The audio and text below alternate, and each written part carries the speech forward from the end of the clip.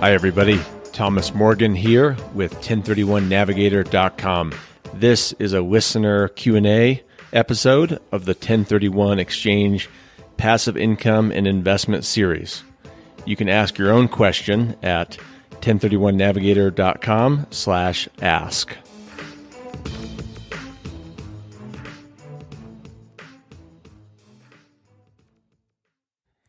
Hey everybody, Thomas Morgan here with 1031navigator.com. Friday afternoon, 2:40 p.m. I have a 3 o'clock call I have to hop on. But this is a listener question. I got an email this morning in follow-up to the Deals Under 1 Million episode that I actually just posted yesterday morning. And I've had a couple other emails, or I guess one email and a text about it. So this is kind of going to turn into like a 4 or 5 part series. But before I get to the question on it, the first part was obviously the deals under 1 million and pros and cons, etc. The question today, so this will be episode number 2, relates to real world examples of good deals under $1 million. And episode number 3, I have a really good case study of 2 deals that luckily I did not source, but a gentleman had contacted me that he had purchased, and they're a good example of how triple net deals can go south. And both those deals were under $1 million, so they're a good example here, but they're also good examples for any type of triple net investment and how they can go bad. So that's going to be the next episode. And then the other text and email I got, both related to price points of other examples of deals in the generally $3 to $5 million range, and then good examples of deals over $5 million. So stay tuned in the next few days, week or so, and I'm going to put those other episodes out. I think they're going to be fun. But today, the email I just got this morning was from Milton in Palm Beach, and he asked, I get what you are saying about the rent and locations of deals under $1 million, but can you give an example of some good deals you have done under $1 million? And so I'm kind of in a hurry here, so I didn't have time to put together the actual details of the deals or, factual details. I'm going to go from memory. I generally wrote down about 12 deals from the last 12 to 24 months under $1 million, and I picked, how many do I have here? 4, I think, to go over with you real quick of good examples. 1 is an AutoZone, number 2 is a Dollar General, 3 is a Family Dollar, and 4 is a Captain D's. But number 1, Milton, is an AutoZone. It was just outside of Cincinnati. The buyer was a family trust, all cash purchase. They did not need depreciation, so ground leases were okay. And we found a ground lease AutoZone with 7 years left on the lease, listed by kind of a local or regional broker. Other deals in the country were listed sub 6 cap at the time. This one was listed at like a, going from memory here, I think it was 6.3, maybe 6.4 cap. We ended up going under contract at 6.5 cap. 7 years left on the deal. It was about an acre, and it's a ground lease, fee simple ground lease. So he was only buying the land. And the lease had kind of a vague reversion clause. AutoZone has the option at the end of the lease to either leave the building and it reverts to the owner, or they can tear it down at their cost. In my experience, in most cases, the building does revert back to the owner, but we had to underwrite that risk as to what happens if they did tear down the building. But basically, he had a 7-year absolute net ground lease.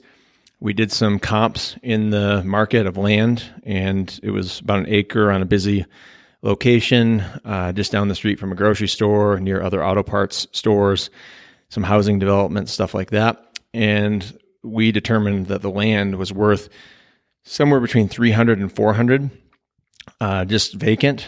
And so he bought it for around 650, and the rent was, I did look this one up, $42,000 or so.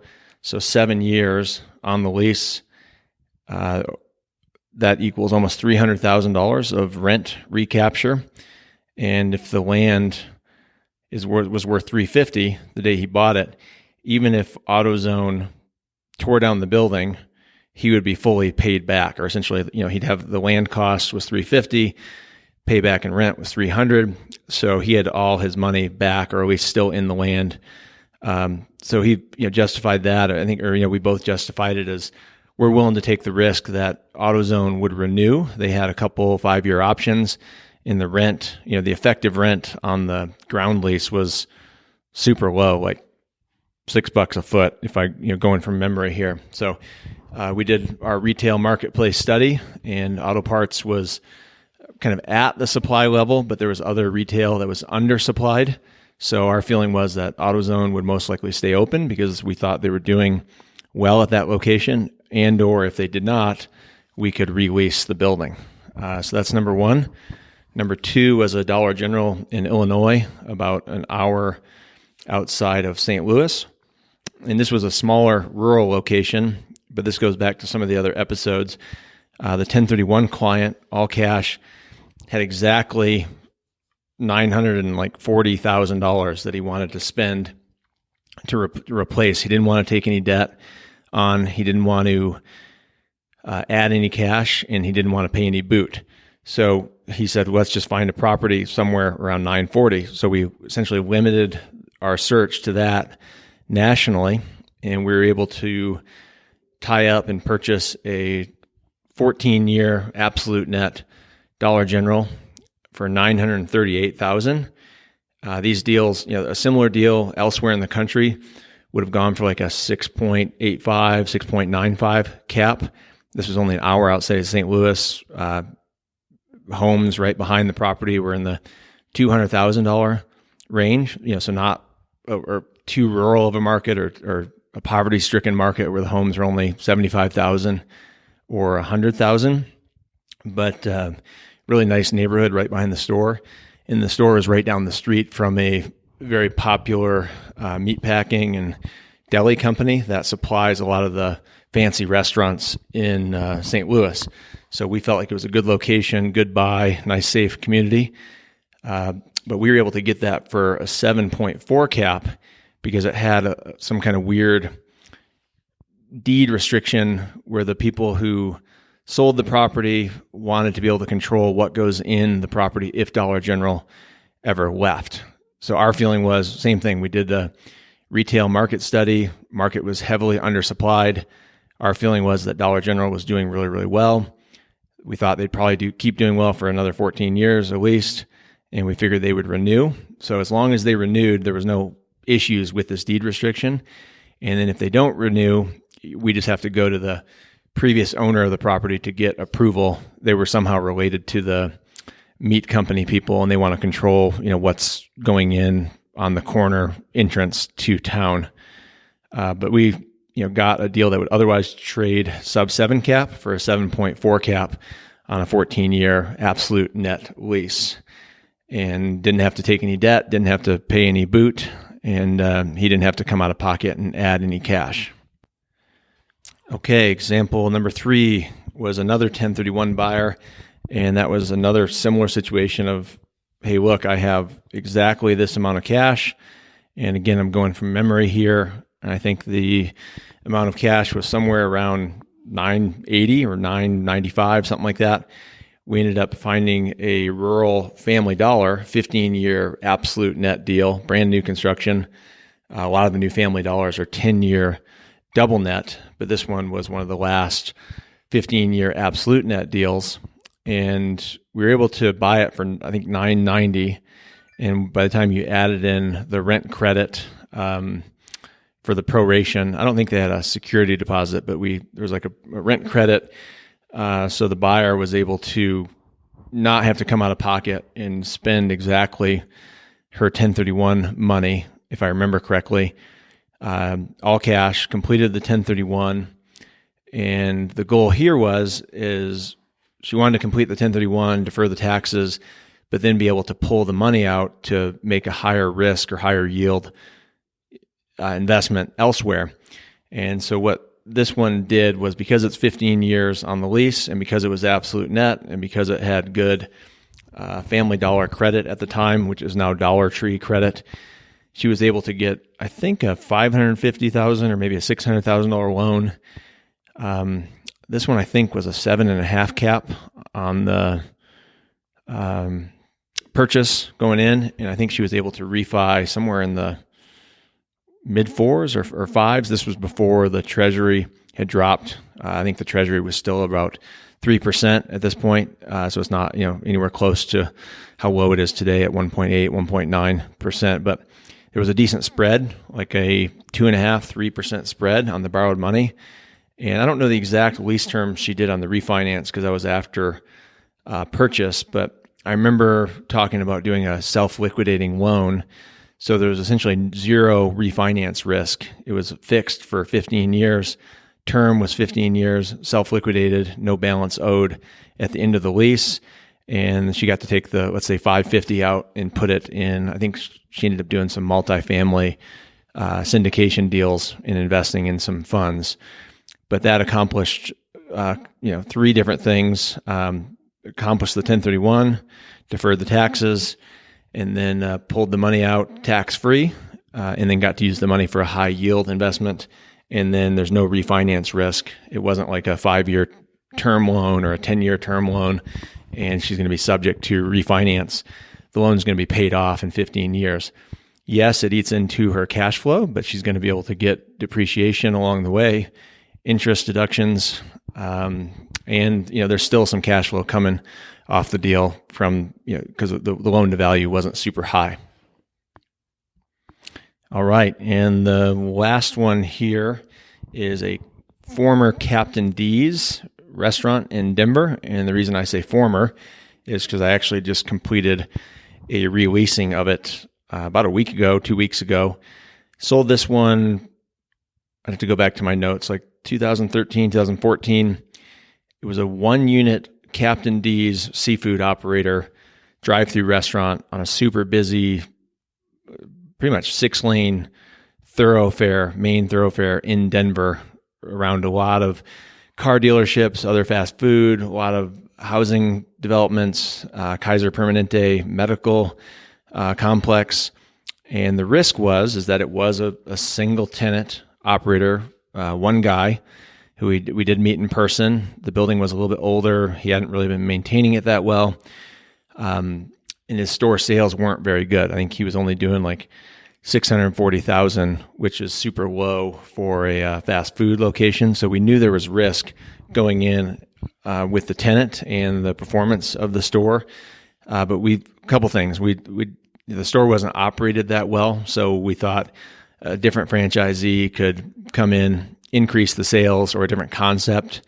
Maybe a barbecue place or a burger place or something could use the property just as another QSR, quick service restaurant or fast food pretty easily. So we weren't too worried about the reuse of it. But the nice thing is that this one, I think, again, it was another family trust who purchased it all cash, 1031, bought it for like $685,000, I think, which was a 7.5 cap. And I'm just going through my notes here. I think that comes out to about $50,000 a year, absolute net. So he did have some problems, with the tenant not paying property taxes and not being able to afford some remodel along the way. But the tenant ended up putting that on a monthly payment plan and paid him for that stuff. Landlord came out of pocket to pay that stuff, and then tenant reimbursed him. And then earlier this year, the tenant came to him and said, "Hey, look, I just can't do this anymore. I'm driving too far to operate the restaurant. I'm busy with my family. I'm not really enjoying it, blah, blah, blah. I'm closing this shop, and I'm just, giving you the keys, essentially, if you let me out of the lease." And the landlord looked at it, and we're in 2019, and let's just say, I think he bought it either 13 or 14. Let's just say 14. That's 5 years. He got almost $50,000 a year for those 5 years. So he got a bunch of his money back. And the day the tenant closed, and this was kind of where we had hedged our bet. We'd done our market research, retail demand analysis, fast food analysis, traffic counts, demographics. We knew this was just a really good, solid location. And our bet was that if the tenant left, and we thought he would actually leave sooner, but we thought if he left, we'd be in a good spot. And the day he closed the store, the landlord got like 10 phone calls from other people wanting to lease the space. U-Haul across the street just developed a big new facility, storage, moving, rental facility, and they wanted to buy the property. We had several fast food restaurants contact us, several ma and pa restaurant operators contact us. But the biggest thing is that we actually, in Colorado, cannabis or marijuana is legal, and we had an intense, kind of competitive environment for people who wanted to open up cannabis retail locations. And we just executed a lease, and it's essentially right now it's a 1-year trial lease while they get their permitting, because that's just how the state works. They have to go through and have a lease signed, and it's essentially a 1-year temporary term until they get approval. But then as soon as they get approval, it turns into a 10-year fixed term, hard term with annual bumps in it. And they sent us their financials. The place is doing really, really well. The landlord and I joked so that we should be in that business, because they're just like raking it in terms of cash sales. But basically, we went from about $50,000 a year to $60,000 a year in NOI on a brand new 10-year lease. And I think once the 10-year term starts, I'm going from memory, I think it goes up to $66,000 a year. So if we could sell this deal, I don't think we're going to sell it, but if we could sell it at a 7 cap, he went from a $685,000 investment to easily a $942,000 investment. It probably could be worth more, on a cap rate basis, because the operator of this retail establishment is pretty strong. But he also got $250,000 of rent over the term. So this $685,000 deal turned into like a $1.1 million, $1.2 million investment. So those are just some of the examples of deals I've actually done and closed, and the metrics of how they worked. But Milton, hopefully that answered your question, and we'll talk to you soon with the other episodes. Thanks, and have a great weekend. That does it for today's listener question. Hopefully you got some real value out of that. To ask your own commercial and investment real estate question related to 1031 exchanges and or triple net properties or other passive income real estate, please visit 1031navigator.com/ask.